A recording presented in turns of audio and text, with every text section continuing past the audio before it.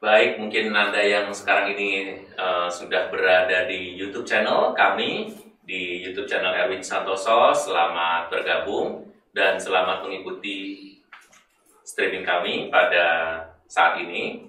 Dan saya menghimbau untuk Anda juga, jika Anda ingin membagikan siaran kami, Anda bisa lihat bagian share, lalu share linknya, dan silakan membagikan share linknya kepada teman-teman yang membutuhkan. Saya percaya bahwa apa yang sedang kita lakukan ini bisa menginspirasi kita, terutama untuk para suami.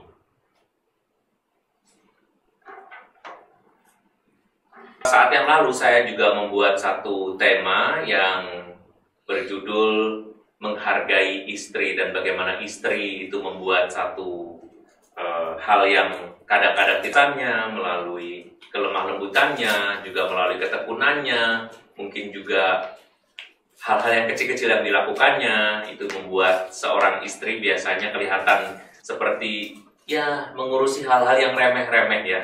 Tetapi sebetulnya saya katakan di sana bahwa para istri itu justru untuk hal iman, sebetulnya sikap para istri ini paling cocok untuk meneruskan hal iman, misalnya mengulang-ulang kata, lalu juga mengulang-ulang pesan, lalu juga mengajak dan tanpa lelah, tanpa perasaan marah, sakit hati, bosen, terus-menerus mengingatkan seluruh keluarga, bahkan sampai bisa membuat seluruh keluarganya menjadi beriman. Dan kali ini saya ingin membahas sesuatu yang berkaitan dengan hidup sebagai suami istri. Fokusnya adalah pada para suami. Oke, sambil menunggu beberapa teman-teman yang mungkin belum hadir, belum datang, dan kita akan mencoba untuk membuat acara ini tepat waktu, terutama untuk teman-teman yang masuk lewat Instagram di @erwinmsf, dan juga kita semua yang hadir di YouTube channel Erwin. Kita akan memulai satu acara ini, dan mari saya mengajak Anda untuk berdoa. Dalam nama Bapa dan Putera dan Roh Kudus. Amin. Allah Bapa yang Maha Baik, Engkau menyatukan pasangan suami istri menjadi satu untuk menghidupkan suasana, memecahkan persoalan, dan menjalani kehidupan sebagai keluarga dengan baik. Kami percaya bahwa apa yang telah Engkau ciptakan dalam perbedaan adalah kebaikan dan saling melengkapi. Malam hari ini kami ingin belajar menginspirasi para suami untuk semakin berperan dalam hidup berkeluarga. Berkatilah kami, pengertian kami, dan berkatilah juga segala sesuatu yang mampu membuat kami menjadi berdaya. Semoga ini semua boleh kami mohonkan, boleh kami mohonkan rahmat-Mu, kebijaksanaan-Mu, hanya di dalam nama Yesus Kristus yang bersatu dengan Engkau dan Allah Roh Kudus, kini dan sepanjang segala masa. Amin. Amin. Dalam nama Bapa dan Putera dan Roh Kudus. Amin. Baik, teman-teman sekalian yang ada di Instagram maupun di YouTube channel kami, selamat datang, selamat bergabung dalam acara live streaming pada malam hari ini. Siapkan pertanyaan-pertanyaan Anda nanti di menit ke-45. Anda boleh bertanya kepada kami, ya. Kalau ada pertanyaan-pertanyaan yang barangkali nanti belum terjawab, kami akan mencoba menjawabnya sesudah live streaming ini berlangsung. Dalam Instagram, kami hanya akan live selama kurang lebih 1 jam atau 1 jam kurang sedikit. Mengingat memang platformnya seperti itu, dan kami tidak mengharapkan lebih lama lagi, tetapi di YouTube ini akan menjadi sedikit lebih lama atau sedikit lebih luas atau fleksibel. Malam hari ini saya ditemani kembali oleh psikolog klinis kita, yaitu Ibu Denrich Suryadi, yang akan membantu kita, mencerahkan kita dengan pengetahuannya atau bahkan dengan pengalamannya melalui konseling-konseling yang dilakukan. Dan Ibu Denrich ini sudah pernah membantu kita juga beracara live streaming seperti ini, maka mumpung ada psikolog klinis, Anda boleh menyiapkan pertanyaan, tetapi pertanyaan-pertanyaan akan dipilih yang sesuai dengan apa atau topik yang kita bahas. Baik, pada malam hari ini kita membahas soal suami ya. Jadi suami ini orang yang dianggap sebagai ya pemimpin nakoda, apalagi menyebutnya imam, atau bahkan juga menyebutnya sebagai ya kepala keluarga gitu. Tetapi mengenai fungsinya ternyata nih ya, Dendrich ya, bahwa fungsi sebagai seorang imam, kepala keluarga dan nakoda kadang-kadang bisa dipertanyakan. Makanya bunyinya pertanyaan. Ada sebagian orang, mungkin ini dari pihak suami yang protes nih, Romo, judulnya kok provokatif banget, kayak mempertanyakan apakah suami ini memang tidak berfungsi. Loh, seharusnya pertanyaan itu harus dijawab sendiri oleh Anda, apakah Anda berfungsi atau tidak gitu ya. Tetapi percayalah bahwa kami berusaha untuk bersikap sangat objektif untuk melihat bahwa dalam situasi seperti ini, beberapa suami memang kurang berfungsi, tetapi banyak suami yang sangat berfungsi. Kalau sebagai seorang penghasil nafkah, ya itu mungkin baik dan pasti diakui di mana-mana. Seorang lelaki biasanya bekerja, seorang lelaki mencari nafkah, tetapi jangan lupa untuk kehidupan kita semua sekarang ini perempuan-perempuan juga sudah selalu bekerja ya. Bahkan meskipun tidak ke kantor, penghasilannya bisa lebih banyak juga. Dan selain bekerja untuk menghasilkan uang, tetapi juga menghasilkan pendidikan bagi anak-anak di rumah. Dan saya ingin mengangkat tema suami bisa apa, ini dengan satu dasar dari 1 Petrus 3 ayat 7, yang bunyinya demikian. Demikian juga kamu, hai suami-suami, hiduplah bijaksana dengan istrimu sebagai kaum yang lebih lemah. Hormatilah mereka sebagai teman pewaris dari kasih karunia, yaitu kehidupan, supaya doamu jangan terhalang. Jadi di sini memang dituliskan seolah-olah suami hiduplah bijaksana dengan istrimu yang lemah. Jadi kalau kita lebih suka nih menganggap para perempuan ini lemah ya, pasti Dendrich langsung berontak. Enak aja saya dikatain lemah ya. Ini para perempuan-perempuan ini semua berdaya, kami itu setara. Oke, saya setuju dengan itu. Tetapi kalimat lemah di sini tidak diartikan sebagai sesuatu yang negatif. Justru diartikan melalui kelemah lembutan itu, melalui sesuatu yang tampaknya lihat dan mudah dibentuk fleksibel itu, kekuatan. Nah, dalam peristiwa-peristiwa keluarga, masalah-masalah keluarga kadang-kadang dipegang sendiri dan diselesaikan sendiri oleh para istri. Karena suami-suami seringkali menyerahkan semua tangga itu kepada bagian dalam, yaitu istrinya. Sedangkan urusan di luar, mencari uang, atau berhubungan dengan orang-orang luar yang ada kaitannya dengan pencarian nafkah, dikerjakan sendiri. Tetapi sebetulnya masalah keluarga itu banyak sekali ya. Bahkan kalau sampai kehilangan hubungan atau relasi dengan orang di rumah, maka kehidupan rumah tangga juga akhirnya bisa menjadi gagal. Kenapa? Karena salah satu tidak berfungsi. Nah, mari kita bahas hal ini bersama dengan Ibu Dendrich. Tapi silahkan, mungkin ada beberapa dari Anda yang baru mengenal Ibu Dendrich. Silahkan memperkenalkan diri dan kita mau bahas apa malam hari ini. Silahkan. Baik, ya, terima kasih Romo. Ya, Bapak Ibu sekalian, selamat malam semuanya. Perkenalkan, saya Dendrich Suryadi. Saya adalah seorang psikolog sekaligus juga dosen. Dan saat ini saya sedang melayani di Komisi Kerasulan Keluarga Keuskupan Agung Jakarta bersama tim Romo Erwin pastinya. Ya.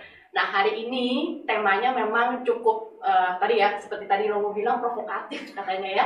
Ya suami memang bisa apa gitu. Iya, karena memang itu bentuk pertanyaan yang bisa diinterpretasikan, bisa dimaknai dengan berbeda-beda.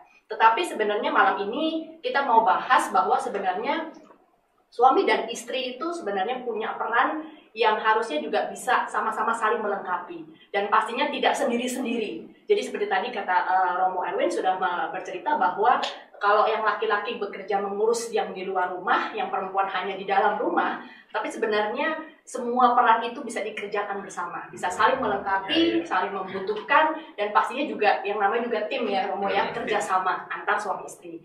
Nah, di hari ini kita mau ngobrolin tentang itu, Bapak Ibu sekalian ya. Semoga banyak yang menonton nih Bapak-bapak. Nah, tapi sebelum itu, apa memang ada 1-2 pengalaman atau 1-2 konseling? Nih, Bu Dendrich ini yang saya bilang tadi sangat berdaya ya, sangat mempunyai daya tuh, mempunyai kemampuan. Bayangkan ngurus rumah, ngurus anak, sebagai psikolog, sebagai seorang dosen juga, masih konseling juga, dan membantu pelayanan di gereja, lengkap, selengkap-lengkapnya satu paket nih. Tapi dari pengalaman itu, apa ada misalnya ada satu peristiwa yang mungkin bisa menjadi trigger buat kita untuk melihat sebetulnya salah satu peran yang mungkin belum dijalankan tuh contohnya kayak apa? Ya, misalnya begini Mo, kadang-kadang memang ada beberapa kasus dia tuh merasa bahwa urusannya hanya yang tadi mencari nafkah, mengurus hal-hal di luar rumah, memenuhi kebutuhan keluarga, that's it, selesai. Gitu ya. Jadi begitu sampai rumah, sang suami atau sang ayah ini tidak mau mendengar masalah-masalah internal rumah, ya, misalnya masalah belajar anak, prestasi anak di sekolah, urusan istrinya yang lagi bosan, ya, apalagi ketika masa-masa pandemi ini, dan akhirnya itu akan membuat istrinya semakin frustrasi, ya, karena merasa bahwa suaminya tidak mau membantu misalnya, sedangkan suaminya merasa istrinya jadi semakin menambah beban dengan curhat, ngomel, ya, mengeluh. Nah itu akhirnya bisa menyebabkan masalah komunikasi pastinya, setelah itu masalah intimasi juga, relasi antar suami istri, karena akhirnya semuanya masing-masing, kamu urus anak, saya urus ini, sudah selesai. Nah, jadi ini soal keterlibatan ya, soal partisipasi dari para suami kepada istri dan katakanlah terhadap persoalan keluarga gitu ya. Apakah dari pengalaman selama memberi konseling itu memang ada indikasi ke arah itu, artinya para suami lebih menyerahkan persoalan-persoalan kepada istrinya? Iya, betul sekali Romo. Jadi tidak mau tahu sama sekali urusan rumah, karena semuanya itu adalah tanggung jawab istri. Jadi kalau di rumah ada apa-apa, semua disalahkan kepada istri. Nah, padahal sebenarnya kan rumah tangga gitu ya, rumah yang ada tangganya gitu Romo. Jadi banyak hal yang bisa dikerjakan sebenarnya berdua gitu ya. Dan ya kalau mau saya bilang sih sebenarnya kadang-kadang ini juga masalah dengan pola asuh juga ya sebenarnya. Kadang-kadang memang laki-laki tuh memang kadang-kadang ada yang dididik untuk mengurus hal-hal yang sifatnya kelaki-lakian. Besar, lalu mengurus hal bagaimana memenuhi kebutuhan gitu ya. Jadi namanya peran tradisional kali ya. Ya betul, lebih peran tradisional. Nah, jadi tidak bisa disalahkan ketika si anak laki-laki ini dididik seperti itu dan melihat ayahnya seperti itu, sehingga akhirnya dia membawa apa ya, mungkin dia anggap ini sebagai imitasi lah, dia meniru ya. Betul, dia jadi meniru bahwa peran ayah dan suami ya itu seperti itu, tidak lebih. Oh iya ya. Dan kalau misalnya yang terjadi seperti itu, misalnya ayah kurang berperan, apakah itu bisa menambah beban bagi istri atau masalah tidak kelar atau gimana? Bukankah istri memang selama ini digambarkan sebagai pribadi yang bisa menyelesaikan semua hal, termasuk persoalan-persoalan yang sulit, mulai dari urusan RT RW, urusan makan, urusan sekolah, urusan mengatur uang belanja dan seterusnya gitu. Ya, memang sih berkesannya seperti itu ya Romo, tapi pastinya kan setiap manusia punya kelebihan juga. Nah, kadang-kadang mungkin bisa saja peran si istri ini mungkin sudah kesannya sempurna, tetapi kadang-kadang pasti dalam kehidupan ini pasti kan akan ada masalah yang perlu juga buah pikir dari laki-laki. Nah, ini kan kadang-kadang kan butuh keseimbangan itu ya Romo ya. Jadi mungkin si istri juga ingin minta pendapat suami, ingin juga atau suami ikut mendukung apa yang dia putuskan. Itu kadang-kadang halnya kesannya kecil, tapi sepinter-pinternya istri itu sebetulnya membutuhkan ya? Pasti, kan selalu membutuhkan suami. Nah, jadi apa sih sebetulnya yang dibutuhkan itu? Mungkin para pemirsa juga pengen tahu apa sih sebetulnya yang dibutuhkan dari seorang pribadi maskulin ya, dalam menyumbangkan apa pikirannya atau solution atau kadang cuma telinganya atau apa untuk menyelesaikan persoalan itu sebetulnya kayak gimana yang dalam gambaran psikologis? Ya sebenarnya sih mau lebih bukan masalah laki-laki dan perempuannya atau sudut pandangnya, atau kalau kata biasa kita dengar adalah stereotip bahwa laki-laki logis, tidak punya perasaan, perempuan tuh emosional sekali, tidak punya logika.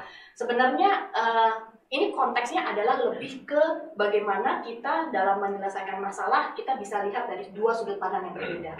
Dan kita selalu akan bisa lihat bahwa jangan-jangan sudut pandang suami bisa lebih efektif. Sedangkan untuk kasus tertentu, sudut pandang si istri yang akan jauh lebih efektif. Jadi sebenarnya lebih kayak rembuk. Kita berembuk gitu ya, kita sama-sama. Ini ada masalahnya, menurut kamu gimana, menurut saya bagaimana. Setelah itu ya coba dilihat mana yang kita timbang-timbang juga bersama, mana yang lebih efektif. Nah, itu kan sebenarnya itu yang dibutuhkan. Jadi paling tidak ada pemikiran alternatif gitu kali ya. Ada solusi alternatif di dalam menyelesaikan sebuah persoalan ya. Tapi apakah peran itu tidak bisa berbalik? artinya tidak bisa tertukar.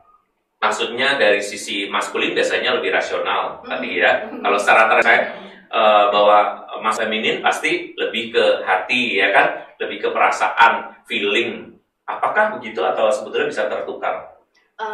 Bisa tertukar karena mungkin masing-masing sang suami istri ini sudah saling mungkin menjudge ya, atau mungkin yang tadi stereotip tadi seperti itu, atau mungkin karena begini Bang, karena dalam sebuah masalah kadang-kadang penyelesaian yang efektif itu bisa yang sifatnya rasional, ada yang bisa sifatnya emosional. Tergantung dari kasusnya, tergantung dari masalahnya. Nah itu yang kadang-kadang jadi akhirnya karena si istri yang selalu dianggap bisa menyelesaikan masalah diberikan semua tanggung jawab itu, sedangkan begitu ada masalah yang ternyata membutuhkan rasional, membutuhkan logika, dan mungkin si istri ini juga kelimpungan ya Romo ya, mungkin masih mau mencari sudut pandang yang berbeda. Nah, ini kan sebenarnya kan lebih ke apa ya?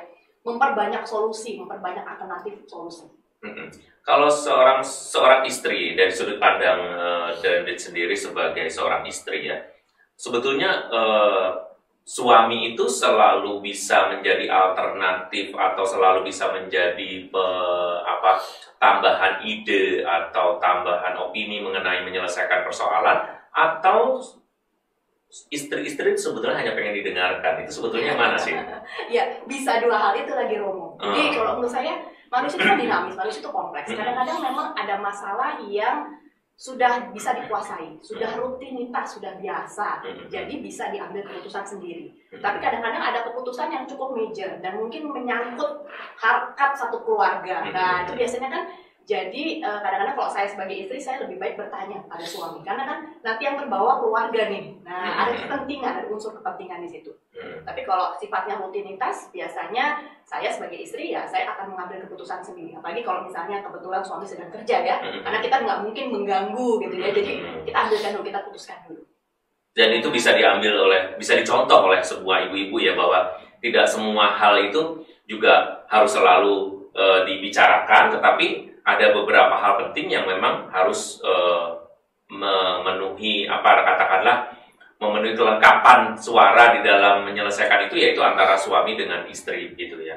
Kalau misalnya ada persoalan yang dialami oleh suami sebaliknya, apakah dibutuhkan juga oleh suami itu membutuhkan nggak sebetulnya tuh peran dari istri untuk menyelesaikan? Ya. Atau laki-laki lebih suka diam atau gimana? Ya, tergantung konteksnya gini Romo. Tergantung kepribadiannya, karakternya, kebiasaannya.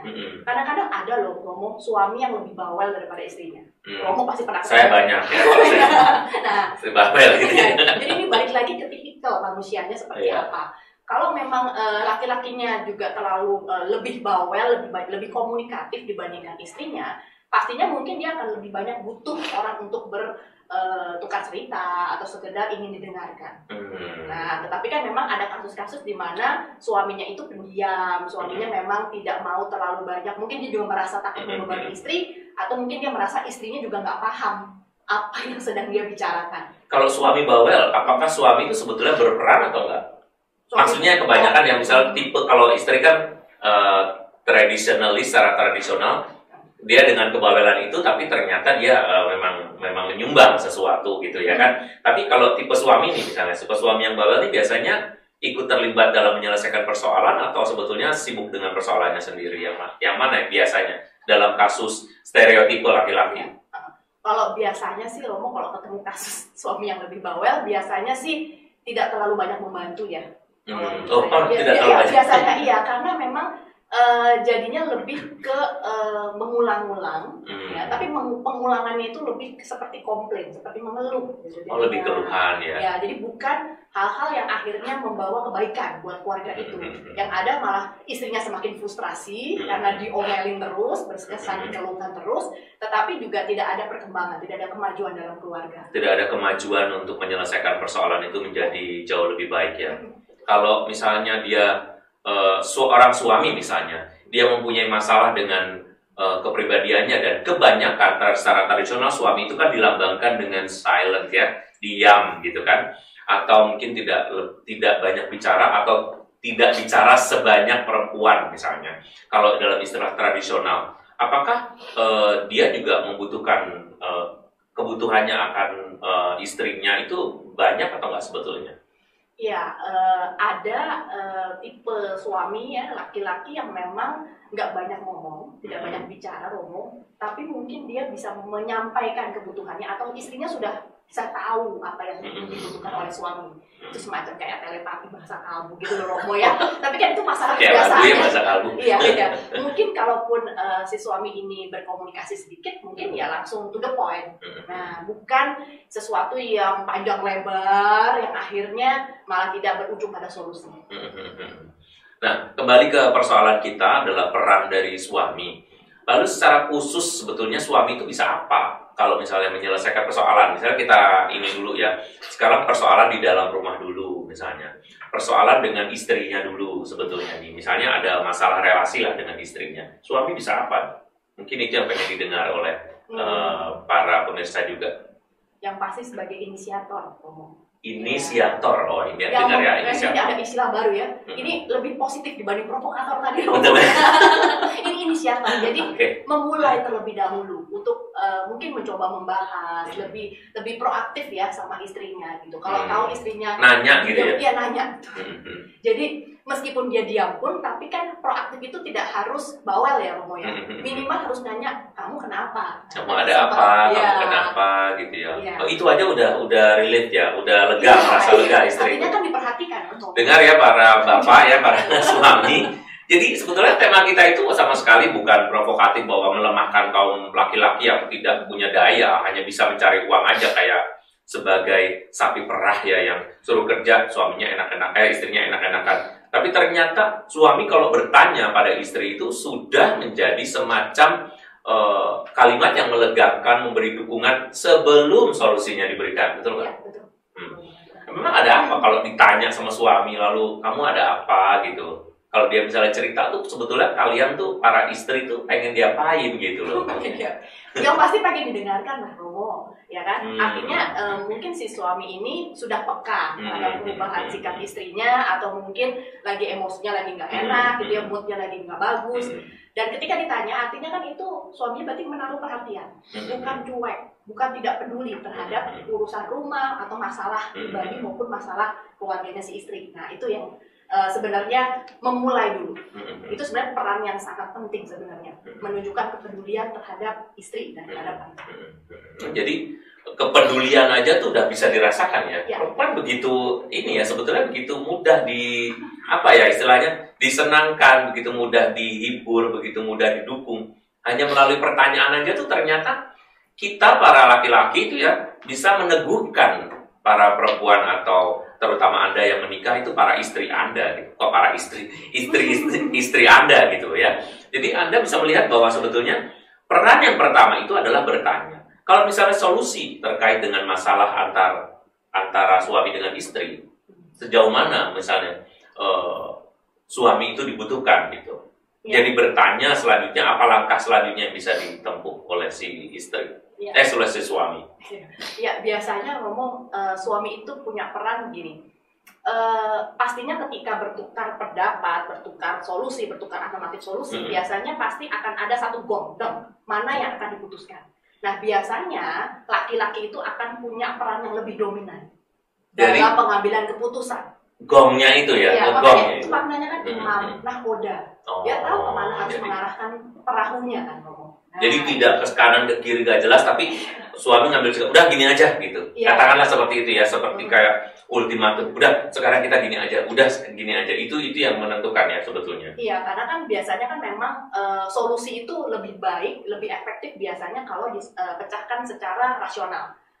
Sudah mempertimbangkan baik buruk, antisipasi dan lain sebagainya, Romo, dibandingkan hanya membandingkan karena nggak tega, karena kasihan. Nah itu kan sebenarnya kan tidak berlandaskan suatu pemikiran yang sehat kalau menurut saya. Jadi rasio itu diperlukan untuk memecahkan persoalan sebetulnya, dan itu biasanya ini kita berbicara mengenai by the way tadi kita berbicara mengenai stereotipe ya. Dalam bahasa psikologi stereotipe itu artinya yang biasanya. Misalnya stereotipe laki-laki, yang biasanya laki-laki tuh kayak gini. Kalau stereotipe perempuan, yang biasanya tuh perempuan kayak gini, itu maksudnya. Jadi stereotypically, secara stereotip sebetulnya laki-laki itu kan lebih rasional ya. Jadi kalau menyelesaikan persoalan tuh kadang-kadang setelah berdiskusi, laki-laki bisa mengambil peran untuk mendukung dengan cara menemukan salah satu bentuk solusinya, gitu ya. Itu sudah meneguhkan. Tapi kalau dalam masalah relasi, saya kira kalau laki-laki mau bertanya aja udah lumayan ya.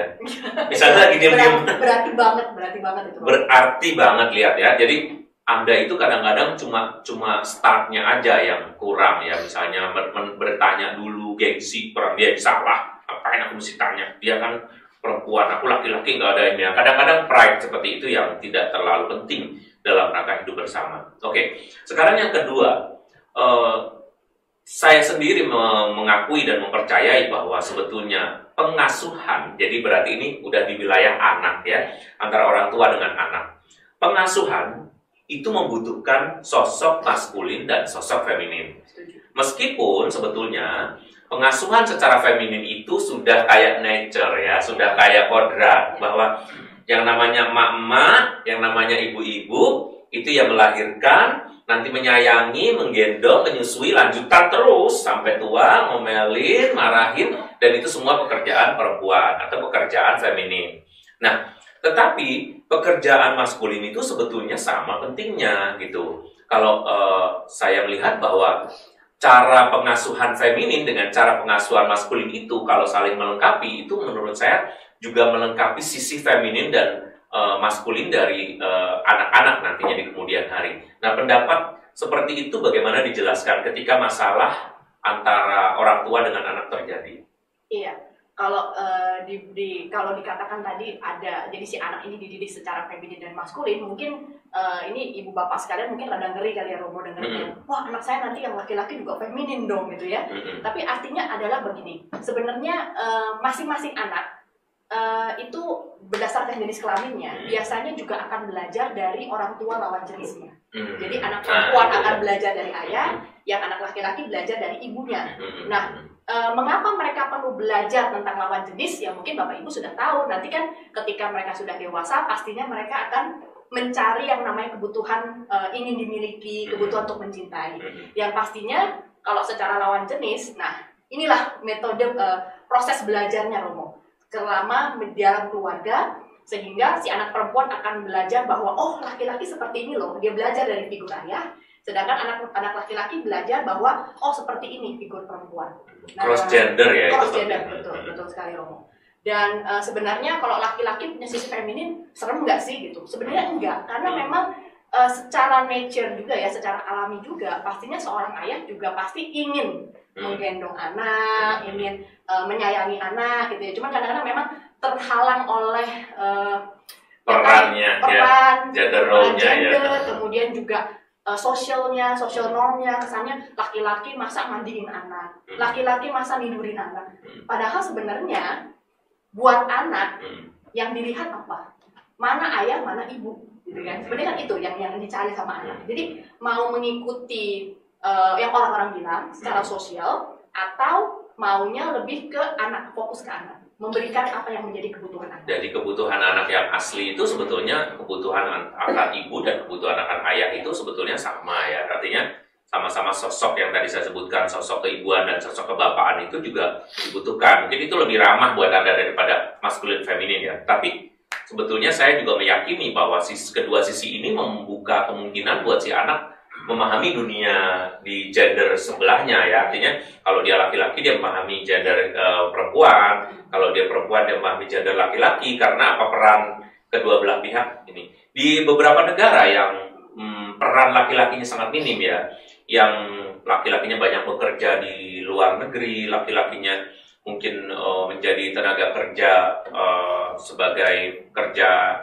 luar negeri yang tidak pulang-pulang, pengasuhan dari mulai kecil sampai besar itu mungkin juga banyak diasuh oleh ibu, itu banyak mempunyai permasalahan dalam orientasi seksual. Nah, mungkin di situ kita bisa melihat juga bahwa peran laki-laki itu sebetulnya bisa sangat menentukan dalam rangka pembentukan orientasi seksual gitu. Nah, para bapak dan juga para suami, maka melalui apa yang tadi disampaikan oleh Ibu dan Rich, kita juga melihat bahwa sebetulnya peran suami itu menentukan, baik dari anak-anak yang satu jenis kelamin atau dari anak-anak yang berbeda jenis kelamin, karena kedua-duanya memberi katakanlah memberi gambaran atau memberi dukungan atau memberi materi yang bisa dipelajari oleh si anak itu sendiri gitu ya. Nah, ketika bermasalah misalnya, mereka membutuhkan kebutuhan ini, mereka minta, tapi kedua-dua orang tua ini tidak mengizinkan, sehingga anak-anak punya kemarahan terhadap orang tua misalnya begitu.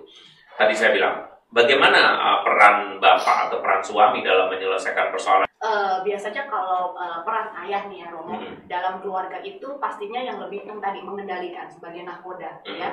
Artinya ketika terjadi masalah dengan anak-anak, artinya sang ayah pun sendiri juga yang harus memulai yang tadi Romo. Jadi nggak sekedar hanya dengan istri tapi juga dengan anak. Karena memang kalau menurut saya memang laki-laki itu diciptakannya kesannya sombong kesannya ya. Tapi sebenarnya saya yakin masih banyak bapak-bapak dan suami-suami yang sedang mendengarkan juga pasti punya hati, pasti punya empati, pasti punya kepekaan. Dan pastinya ketika anak-anak ini mungkin bermasalah dan orang tua bisa belajar dari situ, nah, peran suami ini mungkin bisa dimulai dengan yang tadi sama, dengan memulai percakapan, dengan memulai untuk bertanya apa yang sekiranya sedang terjadi dalam keluarga. Ini kalau ibaratnya nahkoda kan berasa ya Romo kalau kapalnya di belakang ada bocor. Nah, masa didiamkan saja?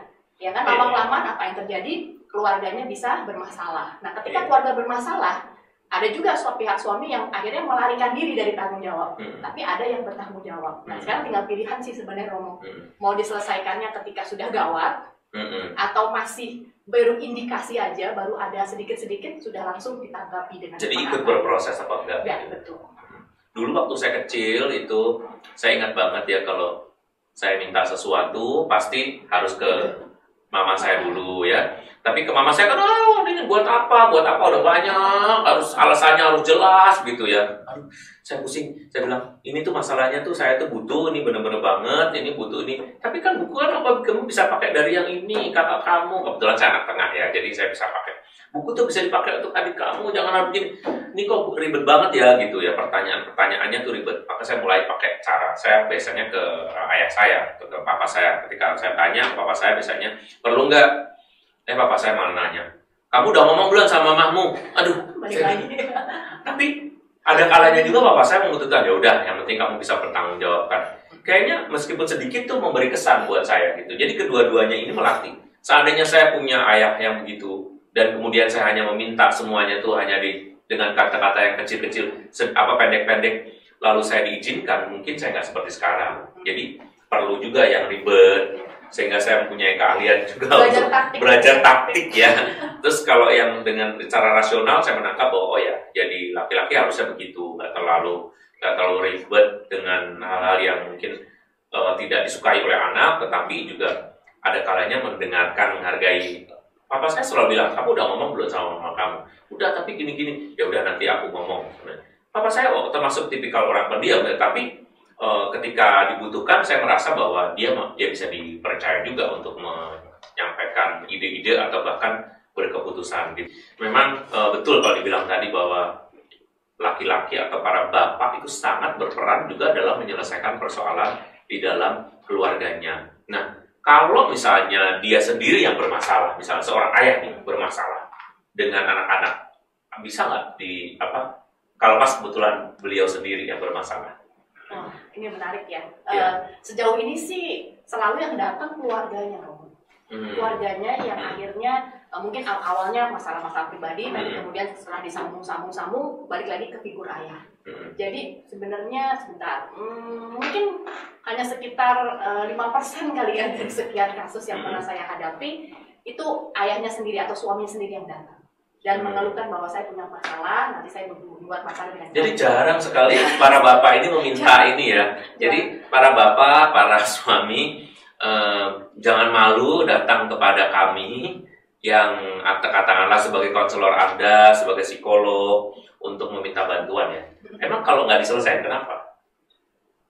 Karena kebanyakan kalau yang tadi 5% datang itu yang hanya 5% yang dapat, 95%-nya yang bermasalah. Dan saya pasti akan selalu mengapresiasi mereka.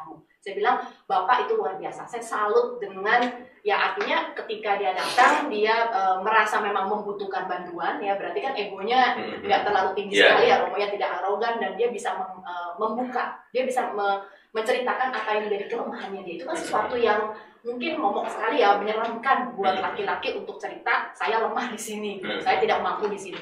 Dan akhirnya ketika dibahas dan akhirnya ya ketika si ayah ini bisa berubah, itu puji Tuhan banget Romo. Anak-anaknya juga berubah, istrinya juga berubah. Jadi sebetulnya mereka membutuhkan gitu. Para ayah itu sebetulnya membutuhkan inspirasi juga dari luar ya. Betul Romo. Karena yang si ayah yang 5% ini datang, kemudian dia bisa memiliki keluarga yang jauh lebih bahagia, dan anak-anak juga yang datang dan memiliki masalah dengan ayahnya, itu juga akhirnya bisa melihat ayahnya dengan demikian baik, dan akhirnya ayahnya juga mungkin lama-lama bisa jadi luluh juga gitu.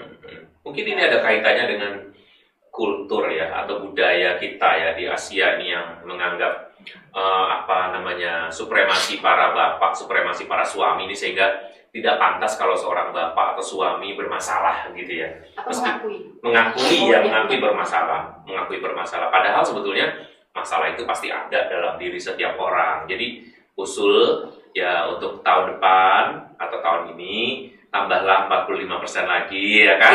Anda yang merasa sungguh-sungguh bermasalah, bukan mencari masalah, tetapi Anda merasa bermasalah, Anda boleh datang kepada kami, sehingga kami tidak hanya dipengaruhi dan dipenuhi dengan inspirasi dari para ibu atau para istri yang dalam arti tertentu ketika bermasalah juga bisa sangat mendominasi, dan akhirnya pandangannya pasti kalau orang menanyakan masalah kan pasti ada unsur defensif juga ya, menganggap diri baik juga, menyalahkan pihak suami gitu. Maka supaya lebih lengkap, saya mengapresiasi juga bahwa pasangan suami istri boleh datang kepada saya, lalu kemudian mereka berdua menyampaikan keluhan-keluhannya, sehingga dalam arti itu masalah bisa lebih clear dan lebih objektif karena kedua belah pihak turut berperan serta menyelesaikan persoalan.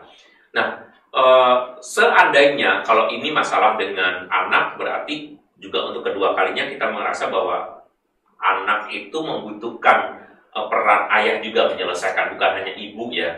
Karena juga kalau tidak diselesaikan maka kebencian mungkin bisa, atau luka mungkin bisa diciptakan juga oleh relasi yang kurang baik seperti ini. Dalam hal masalah-masalah yang lebih umum, apakah memang peran ayah atau peran suami itu juga penting? Misalnya ketika keluarga mempunyai persoalan dengan hal-hal yang berkaitan dengan situasi di luar rumah, itu bagaimana peran sang ayah?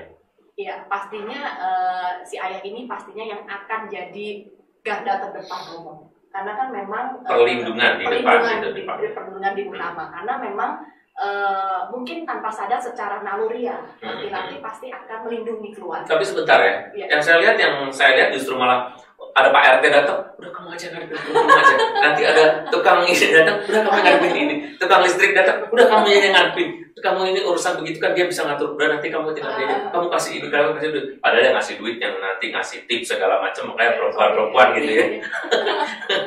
Jadi ini sebetulnya nggak boleh, harusnya di garda terdepan ketika ada permasalahan dengan orang-orang di luar, itu sebetulnya peran seorang ayah atau peran seorang suami itu penting.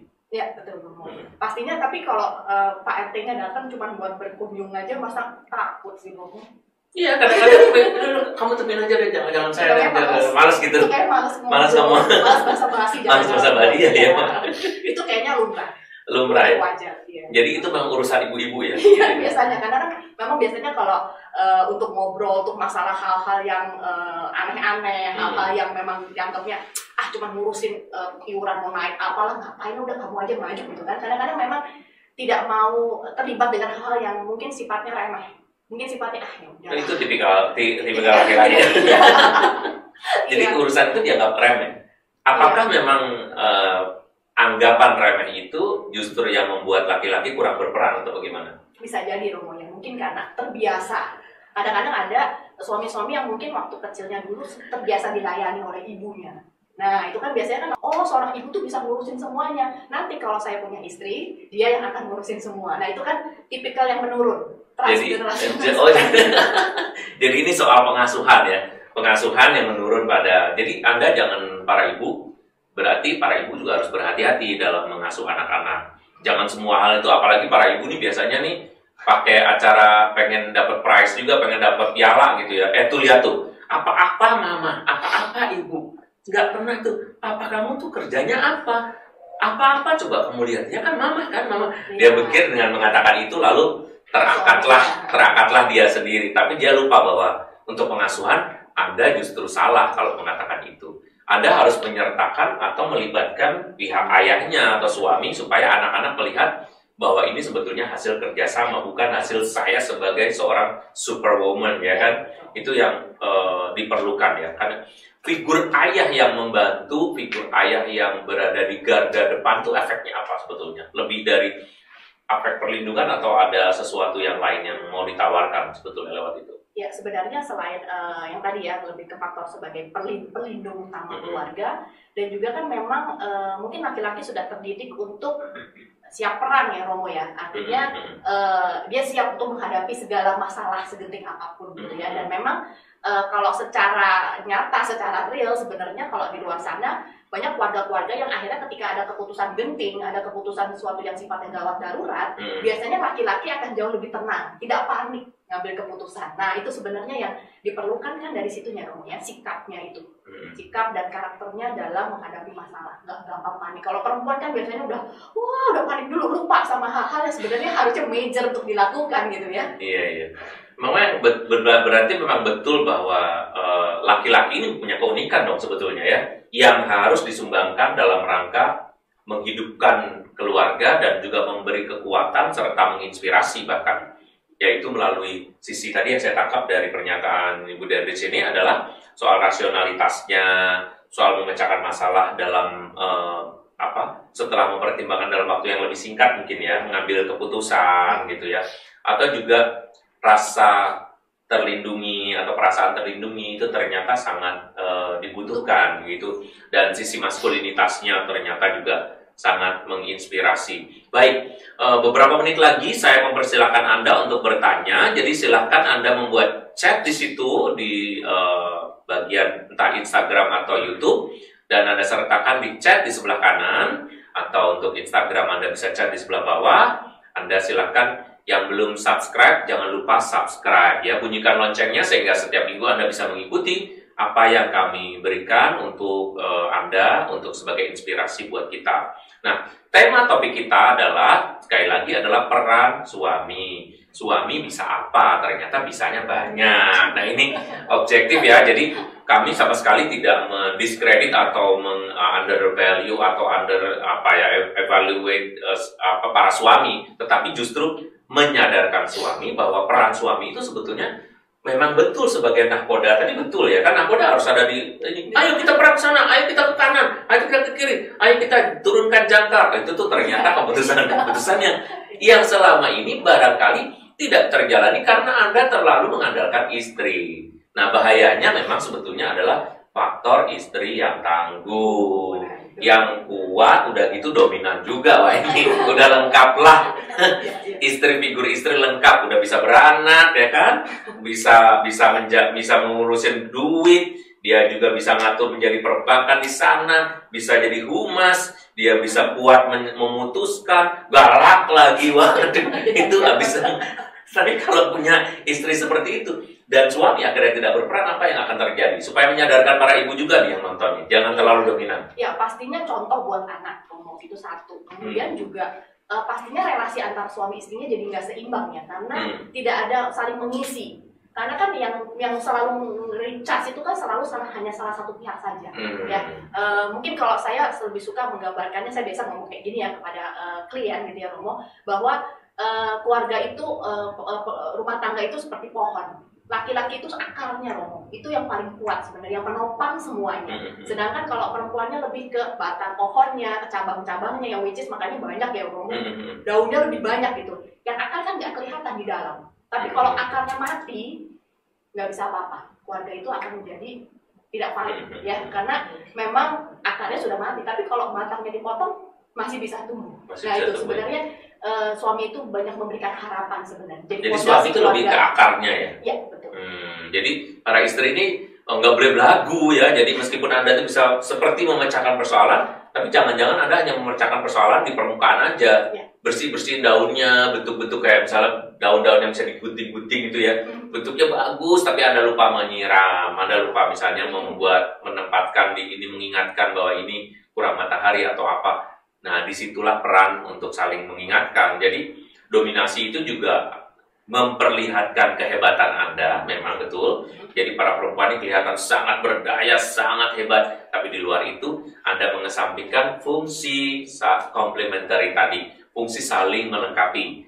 Kalau misalnya Anda melupakan tugas suami, maka jangan-jangan suaminya ya udah semua udah bisa dikerjain dia, saya nggak usah kerja gitu. Dia keenakan, padahal potensi-potensinya sebetulnya banyak ya, yang bisa dilakukan. Misalnya kayak memberi inspirasi, memecahkan persoalan dalam waktu singkat, melihat peta besarnya tadi gitu ya, bukan hanya cabang-cabang tetapi akarnya. Nah itu yang saya kira semakin menjelaskan kepada kita. Nah ini yang kadang-kadang akhirnya membuat si suami mengambil alih tugas dan peran istri di rumah. Nah ini memang pastinya akan dicari tahu dulu ya Romo ya, pasti apa sih yang menyebabkan suami ini gitu. Dan biasanya mungkin pasti ada masalah dengan istri pastinya. Jadi ini lebih ke masalah pasti relasi suami istri. Jadi masalahnya sebetulnya lebih ke relasional, bukan soal minat atau interest dia mengurusi rumah gitu. Ya kalau soal minat, karena sekarang juga mulai banyak ya laki-laki yang lebih piawai, lebih jago untuk ngurus rumah tangga. Desain, betul, gitu ya. lebih touch-nya lebih bagus dibanding perempuan. Nah itu kan sebenarnya kan lebih banyak variasi ya, variasi laki-laki sebenarnya. Tapi kalau saya lihat yang pasti ini pasti masalah relasi, karena artinya di antara mereka berdua tidak ada kesepakatan untuk berbagi peran. Jadi bagaimana peran itu bisa dibagikan supaya satu dengan lain orang bisa semakin melihat peran keduanya itu memang tampak gitu ya. Oke. Ada lagi pertanyaan, silahkan. Pertanyaan buat Ibu Dendrich, mau bertanya, kalau istri lebih mendominasi untuk pengajaran sang anak, sementara sang ayah lebih fokus ke mencari nafkah serta mengajak bermain. Soalnya anaknya ini putri, sehingga lebih banyak diajari oleh ibunya. Kira-kira bagaimana? Bagaimana jika lebih banyak diajari oleh ibu? Ya, sebenarnya sudah bagus ya, sudah ada pembagian peran. Artinya si ayah bagian bermain, ya, si ibu bagian mengajar. Nah ini pastinya juga sebenarnya saya nggak tahu yang nanya suami atau istrinya ya, tapi yang pasti ketika masing-masing suami istri sudah mengambil peran yang masing-masing, dan kalau pasangannya tidak merasa keberatan, nah poinnya kan sebenarnya di situ ya. Kalau pasangannya merasa tidak keberatan, ya sebenarnya tidak masalah. Gitu. Atau misalnya anaknya yang keberatan, aku nggak mau diajarin sama mama galak, aku maunya sama papa. Itu beda lagi tuh halnya. Karena ada permintaan bahwa si anak lebih nyaman dengan sama ayahnya. Tapi kalau misalnya dibagi, si ayah merasa saya lebih pintar mengajar, nah sebaiknya yang istri juga harus memberikan kesempatan. Siapa tahu cara mengajar si suami lebih baik, lebih efektif, lebih disenangi sama anak. Karena kan setiap orang pasti punya gaya belajar yang berbeda ya, bapak atau ibu ya. Nah itu artinya perlu dipertimbangkan permintaan si anak, perlu dipertimbangkan juga dari pasangan, apakah perlu nggak memberikan kesempatan. Karena saya yakin Romo dalam pembagian peran rumah tangga, kadang-kadang kita juga perlu untuk selalu bertukar, untuk selalu cari variasi ya, supaya jangan-jangan caranya saya lebih baik daripada pasangan saya, atau kebalik, cara pasangan saya lebih baik daripada cara saya. Itu sebenarnya harus dicoba terus, trial error terus sebenarnya. Jadi lebih harus dicari. Jadi dalam kasus ini justru nggak apa-apa yang mana yang memang lebih baik untuk pengasuhan gitu ya. Oke. Silakan pertanyaan lain langsung saja. Selamat malam Ibu Dendrich. Bagaimana kalau sang suami kerjanya hanya marah-marah saja dan cuek ketika sang istri butuh bantuan? Ketika si suami sudah tidak peduli dengan keselamatan istrinya dan bila sudah meminta perlindungan darinya. Bagaimana itu? Silakan. Nah ini selalu. Bagaimana kalau suaminya cuek ini? Gimana? Ya. Ini pasti juga masalah relasi nih Romo. Iya. Karena saya yakin setiap bapak atau setiap ibu, setiap suami dan istri itu pasti punya niatan baik ketika menikah. Jadi kalau sampai ada masalah, pasti ada sesuatu, ada yang ada ketidakpuasan. Nah itu kan sebenarnya kan manusia basic banget ya Romo ya, sangat dasar bahwa kalau kita tidak terpenuhi kebutuhannya, otomatis dia pasti akan marah. Bentuk marah itu sebenarnya karena frustrasi ya, karena tertekan gitu. Nah nggak mungkin ngerti mau melakukan apa. Betul, mungkin ibu bisa coba ingat-ingat, mungkin tidak ada sesuatu yang tidak memuaskan suami, atau mungkin ada sesuatu, ada ketidakbahagiaan yang dialami suami, mungkin di kantor atau mungkin di rumah, dari segi relasi atau dari keluarga besar. Nah itu kadang-kadang perlu dicari tahu dulu, jangan-jangan ada ganjalan yang akhirnya membuat si suami merasa sudah langsung ilfil sama istri. Terserah deh kamu mau kenapa sih, bodoh amat. Nah itu, begitu sudah ada prinsip bodoh amat seperti itu, otomatis si suami jadi berkesan cuek. Nah satu lagi Romo nih, jangan-jangan istrinya juga jarang minta bantuan. Nah kadang-kadang laki-laki kan seneng banget ya Romo kalau dianggapnya tuh gue hero gitu ya. Jadi mungkin ibu-ibu mungkin perlu juga untuk mencoba untuk minta tolong, minta bantuan. Dan setelah itu jangan lupa terima kasih. Nah itu sebenarnya simple, tapi itu bentuk apresiasi buat suami. Jadi harusnya suami itu menerima permintaan juga ya. Jadi menerima pesanan atau jadi perlu para ibu ini juga meminta tolong atau memang menunjukkan bahwa saya butuh gitu. Laki-laki mungkin melihat ya kalau secara pendengaran saya nggak pernah dengar dia membutuhkan saya, ya dia pikir ya memang aku nggak dibutuhkan kali gitu ya. Mendingan saya diem aja, mungkin begitu ya. Oke. Ada pertanyaan lain silakan dibacakan. Ada pertanyaan buat Ibu Dendrich. Apakah benar bahwa karakter atau sifat itu bersifatnya netral? Sehingga bisa dirubah atau tidak. Karena jika si suami sifatnya pasif atau diam aja, atau sebaliknya, apa saran yang bisa diberikan? Karena saya sering mendengar bahwa people doesn't change. Oh, itu quotes-nya pakai quotes loh si ibu ini. Ya. Orang tidak berubah ya. Ya, dan mungkin pasif ya. Memang banyak sekali yang komentar mengeluhkan soal kepasifan suami. Nah ini balik lagi sebenarnya ya, mungkin saya mengasumsikan ini ibu ya. Saya mengasumsikan begini ibu, mungkin memang itu menjadi karakter utamanya dia ya. Kalau kita istilahnya kepribadian, sebenarnya kata-kata quotes people don't change itu sebenarnya kalau memang orangnya tidak mau berubah sebenarnya ya. Dan memang kalau diakui Romo, memang kalau kepribadian itu kan semakin dewasa, semakin bertambah usia, kepribadian itu akan semakin melekat. Jadi makin sulit untuk dipatahkan, diubah gitu ya. Jadi sebenarnya mungkin ibu bisa mencoba berbeda, bukan mengubah kepribadian. Karena pernikahan bukan tujuannya mengubah kepribadian Ibu orang. tidak boleh mengubah kepribadian aja tujuan satu-satunya ya. Tetapi mungkin ibu bisa menggugah Bapak lewat perilaku. Nah, perilaku ini kan tapi tujuannya kan bisa juga mengubah juga kan? Bisa lama-lama hasilnya nanti itu pasti sifatnya perubahan. Jadi kalau orang menunggu berubah lama. Tapi yang sebenarnya yang bisa kita ubah itu adalah perilaku. Ya, artinya mungkin ibu bisa kasih kesempatan buat Bapak untuk lebih berperan banyak, mungkin perlahan-lahan ya, bertahap ya, berikan tugas-tugas yang mungkin ringan, kemudian Bapaknya dipuji, dan sebenarnya laki-laki itu semakin dia dianggap dibutuhkan, laki-laki itu akan semakin wow sebenarnya. Jadi laki-laki itu membutuhkan perasaan dibutuhkan ya.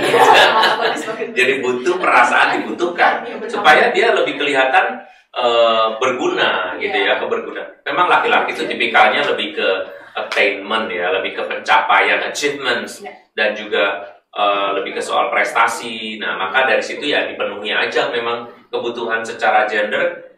Kami para lelaki itu begitu, paling nggak merasa bahwa dibutuhkan. Apalagi kalau memang menikah, kebutuhan menikah itu berarti kan kebutuhan untuk ditemani. Temannya harus punya ini dong, nilai plus. Nah, nilai plusnya itu apa? Menambahi kekurangannya, yaitu kekurangannya adalah kebutuhan untuk dihargai, kebutuhan untuk dibutuhkan tadi, itu sesuatu yang penting. Oke. Baik, masih ada waktu 5 menit lagi untuk teman-teman di Instagram. Saya persilakan kalau misalnya masih ada pertanyaan lagi. Silahkan. Jadi ini kami sama sekali tidak membuat satu hal yang bersifat sangat subjektif dari kami bahwa laki-laki itu tidak berdaya. Justru laki-laki bisa lebih berdaya dari sekarang ini jika memperhatikan dan lebih tulus memperhatikan kehidupan berkeluarga atau kebutuhan keluarga. Mulai dari tadi saya katakan dalam hubungan dengan pasangan, dengan anak maupun dengan masalah orang-orang luar. Saya persilakan kalau masih ada pertanyaan. Ada pertanyaan untuk Ibu Dendrich, bagaimana kalau kedua pasutri sang pasutri ini berbeda prinsip dalam mendidik anak dan tidak bisa saling menyetujui atau menyepakati? Nah, ini menarik. mungkin ada sisi tadi laki-lakinya, ada sisi Jadi ini perempuannya. perbedaan ya, perbedaan perbedaan pola asuh. Bagaimana? Ya. Pastinya perbedaan pola asuh itu dampaknya tidak baik, ya dampaknya akan buruk sekali karena memang akhirnya anak-anak itu akan belajar sesuatu yang bertentangan, kemudian pasti mereka akan terlatih untuk bisa mensiasati tadi supaya taktiknya bisa tahu. Nah, tapi masalahnya adalah lebih ke bagaimana anak-anak ini mempersepsikan orang tuanya, ya. Bagaimana misalnya orang tuanya bertengkar depan anaknya karena berbeda pola asuh tadi. Nah, itu yang akhirnya membuat si anak melihat bahwa ya mungkin bisa jadi pernikahan itu aduh ribet deh, pasti berantem terus ya. Yang kedua, ini sebenarnya yang mana sih benar, papa atau mama sih? Ya, karena nggak kompaknya itu. Gitu. Jadi ibaratnya tadi nahkodanya maunya lurus, ya kan? Yang tukang ngayunya itu beloknya ke kanan gitu ya. Jadi tidak sesuai, jadi tujuan tidak tercapai, anak-anak juga akan melihat bahwa pernikahan itu sesuatu yang menjadi beban, ya, tidak mengenakan, tidak membuat nyaman. Kemudian juga pastinya si anak-anak juga akan melihat bahwa mana yang benar, dan kadang-kadang bisa akhirnya jadi sekutu. Jadi ngeblok ini mau kemana gitu, akibatnya jauh terpecah ya kehidupan itu ya. Itu jadi nggak satu visi kan jadinya ya. Jadi kebutuhan akan kesatuan visi, kebutuhan akan kesatuan cara pengasuhan, pola asuh itu juga penting diperhatikan. Para bapak jangan menyerahkan pada ibu saja, tetapi para bapak juga perlu menyatukan pola asuhnya, bukan hanya asal berperan lalu membuat pola asuh sendiri yang bisa sangat bertentangan dengan istri atau ibu, maka itu juga tidak baik dan sangat tidak baik. Tadi disebutkan ada kata sangat, sehingga anak-anak kehilangan orientasi. Mana nih, bingung juga yang diikutin yang mana, bapak saya ngomong gini, kedua-duanya orang yang kredibel sebetulnya untuk dipercaya, maka perlu membuat kesepakatan itu. Baik, dan ternyata semakin kesini kita memperlihatkan bahwa suami itu mempunyai peran amat banyak dan bahkan bisa sama banyaknya dengan peran bagi seorang ibu. Perbedaan antara suami dengan istri itu hanya melahirkan. Jadi kalau dilihat dari sini kan berarti kan mulai dari pengasuhan, mulai dari menggendong, menyentuh, sampai menyelesaikan persoalan, tadi ada yang bisa mengatur rumah, apa kan semua sama. Perbedaannya memang hanya perbedaan soal seksual, soal biologis. Sedangkan perbedaan yang lain itu sebetulnya bisa disatukan dengan cara dan keunikan masing-masing. Baik, teman-teman di Instagram dan juga di YouTube channel kami, terima kasih atas perhatian kita. Kita akan berdoa menutup. Saya percaya bahwa Anda semua sudah terinspirasi sedikit dengan apa yang disampaikan oleh Ibu Dandridge. Terima kasih Dandridge untuk kehadirannya di studio kami. Terima kasih juga sudah menginspirasi. Sekali lagi jangan lupa mengikuti follow Instagram kami di Erwin MSF atau NG Dandridge ya. Dan juga mengikuti Instagram komkk.kaj dan juga di YouTube channel kami. Setiap Selasa kita akan bertemu dengan tema-tema keluarga. Mari kita berdoa. Dalam nama Bapa dan Putra dan Roh Kudus. Amin. Allah Bapa yang Maha Baik, berkatilah para ayah, berkatilah para suami, berkatilah seluruh keluarga kami. Berikanlah kepada kami kebijaksanaan untuk berperan secara aktif dan bijaksana, mengatur dan mengasuh rumah tangga kami masing-masing. Kami percaya malam hari ini Engkau berkati sehingga Engkau menginspirasi kami dengan banyak hal. Terima kasih Tuhan atas kesempatan ini. Semoga Engkau selalu melindungi kami dan melindungi setiap keluarga, supaya kami semua memperoleh damai sejahtera dan bisa memberikan keluarga yang terbaik bagi gerejamu, demi Kristus Tuhan dan pengantara kami. Amin. Semoga Allah yang Maha Kuasa memberkati kita dalam nama Bapa dan Putra dan Roh Kudus. Amin. Sampai jumpa dalam pertemuan selanjutnya. Terima kasih Dandridge atas kehadirannya. Tuhan memberkati kita.